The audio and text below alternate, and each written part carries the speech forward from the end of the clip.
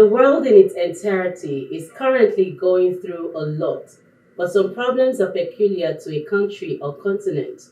Focusing on the Democratic Republic of Congo, March 28, 2022 had a resurgence of attacks from the so-called M23, which is ravaging their communities as we speak. On Let's Talk this week, the discussion is based on the ongoing unrest in DR Congo. Hello and welcome. My name is Oluja Kemosaku. The topic is unrest in Congo, how far? But before we delve into the program proper, I'd like to remind you to please subscribe to our YouTube channel and follow us on all of our social media platforms. Thank you so much. Welcome. It's nice having you here. So give us a brief history of how it all began, especially the Tutsi genocide that happened in 1994. Okay, thank you very much. It was I was even just telling you that the genocide happened. It was in 1994 in Rwanda, because we are even supposed to know and talk more about it, because this country, Rwanda, is the neighborhood country of ours, of DRC.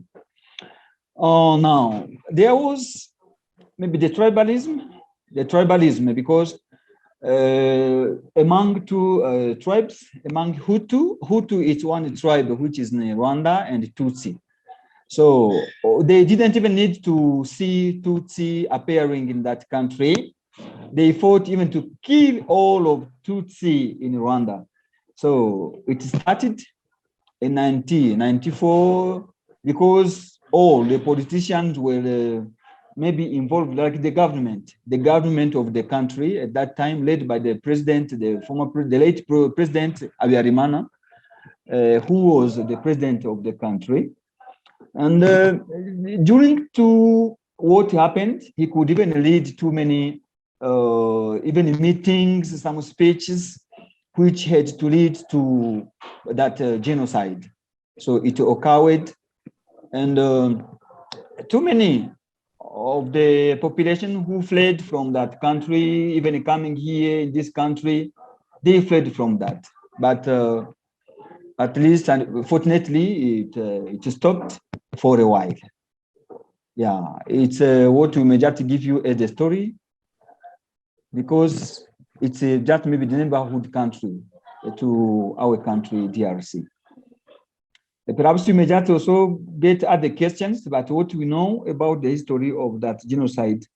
It may be that what I have to give you as the information. So who are the movement 23 and why are they called M23? Okay, thank you very much for the question. M23 is the movement, the negative armed group, maybe movement here in DRC, especially acting in the North Kivu province. It was called M23 because it's the data from which they went to Nairobi, reaching to Nairobi. It was just maybe maybe in the years ago, it was just maybe only 23.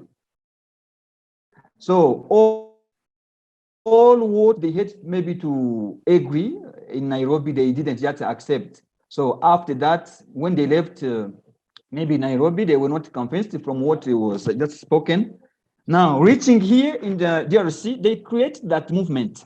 Yeah, that is the story of M23, as I told you, is the negative armed maybe group acting here in North Kivu province in DRC. It was created on the same date because they went to Nairobi for maybe somehow some agreements, and they didn't accept. They didn't accept all what they spoke from Nairobi. Now they created that movement called M23. So why did they come back and what are their demands? Okay, good. They had their claims. They were just maybe claiming they had their own problems. They were just demanding maybe the government in DRC. Now, the government would not just maybe answer correctly to what they were just maybe asking. Okay, now the problem which occurred from Nairobi reaching here, they create that movement. Now let's quickly go on this break. When we come back, we continue from there. Please stay with us.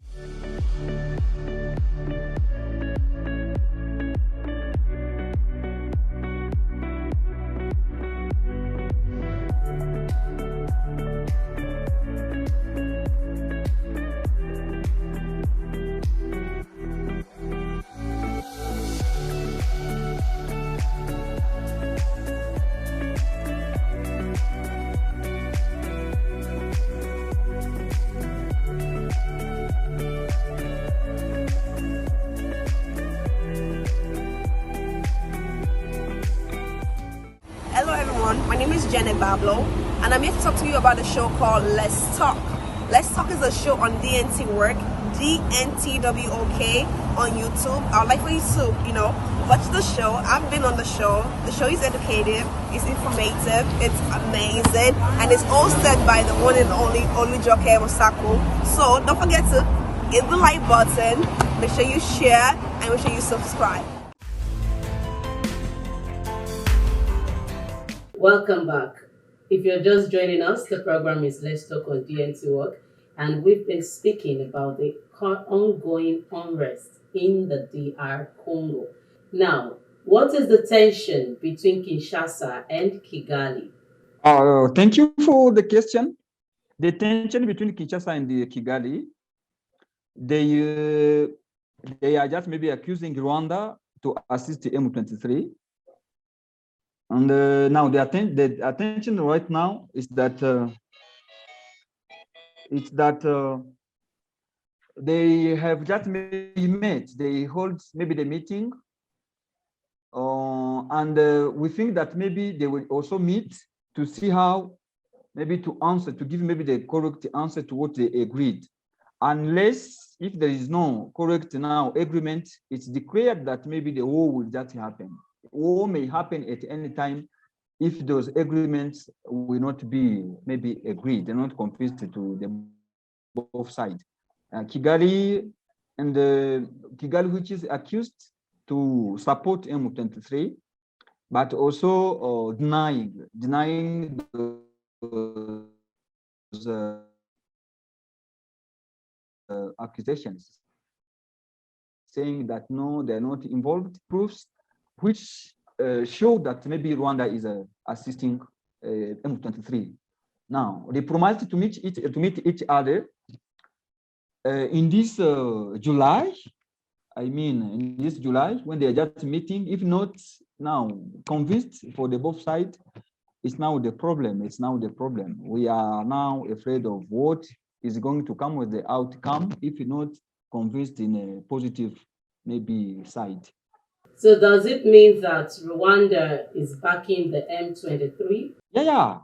It's correct, because even here where we are, it's Goma, this town where we are, the neighborhood maybe area known as Kibumba. It's maybe the area which is maybe the neighborhood, the border. We are sharing the border. This border, Congo shares the border with the Gisenyi. Gisenyi is maybe the province here, the neighborhood of this Goma town. Yeah, there are some proofs. There's some proof that with their uniforms while crossing, they cross during night. There is some proof that Rwanda is now supporting M23. So does that mean that Rwanda is actually trying? What does Rwanda has to gain? What does it have to gain in actually backing these rebels and making the country of Congo an haven for these rebels? Here Rwanda is still accusing the government of Congo maybe to keep FDLR. FDLR is the movement which was created after that the genocide may just occur in Rwanda. They fled from that country. They came here in DRC. Now Rwanda is scattered on that, scared on that maybe situation. Maybe thinking that when they don't support M23, FDLR will just will have to enter their country. Now they have to support M23 first of all because they're just afraid, thinking that if you don't support M23, FDLR will just enter in their country. That's the main reason. It's the main reason. They are just afraid. Now they are now supporting M23 for that reason. So what is the government of Congo, African leaders, and the United Nations doing to end the war, as you people call it? Actually, we are now seeing the government, the United Nations, African leaders involved in this matter, because I mean, there is maybe the Congo, the neighbor president of this country who met with the president of the DRC, the Paul Kagame, the Rwandese president, and to try maybe to reconcile them, get maybe to improve. African leaders like UN observers, they are also trying to see and to follow up the situation. I think that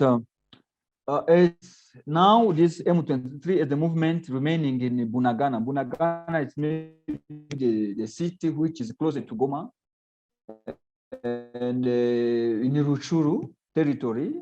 I mean, we are still now observing what they are just doing. In case there will be the good maybe understanding between or both among those sides, maybe we'll just let you know. But right now, the UN observers and the African leaders, even the Congolese government, all are just maybe following after the situation. Okay, I was speaking with David Ganzo, and he said something about military men being killed, ambushed, and being killed. So, what is the state of things right now in Congo, especially the security aspect? You know, it's maybe when soldiers, they are just also going to fight. Some are even just dying. They are just maybe dying. But we thought that maybe it will get the solution. It will get the solution. Yeah, that is. But also other countries, they organized to say that maybe they will just support. They will support with other maybe soldiers to come to make like the community, like the unity, to be united to this, to strengthen DRC, to strengthen maybe FRDC, to see how they will also work on that issue. Okay. Now, Youth Club of Peace, what's up with it? Can you just let us into what you guys do as a club in the DR Congo? What is being to be done is the youth and all other persons who are going to be involved. It's only to see how we may also establish peace together, how peace may be established. The expectations is that war may not happen. It's what we expect maybe to get, but we are still maybe waiting for them, and we hope that things will just be better. So what's your message to the rest of the world? Okay, thanks a lot. The message which I would like maybe to share from the rest of the world, they have maybe to intervene because, you know, outcomes from matters of the war, they may start here. You think that maybe it's Rwanda and Kinshasa, Kigali and Kinshasa, but which will just touch the entire world. So we are maybe spreading the message. We want them to support so that this war may not yet happen, to intervene, maybe to assist the population, because war, when people are dying, there's no benefit from the war. It's that maybe to make their effort so that this war may not yet happen. It's the message which I would like maybe to share. Thank you so much. It's been wonderful having you on the show. Okay, thank you. And to you out there, thank you too for being part of the show. It's been wonderful knowing that you're always watching us. And please remember to subscribe to our YouTube channel and follow us on all of our social media platforms. Ensure you share our videos too. Make sure you like it and drop your comments. We are open to suggestions and comments. And if you also want to run an advert, we are here for you. If you want a voiceover, we are here for you. So you can always reach us on all of our platforms and our email address. Until then, I remain Olujoke Musa. Goodbye for now.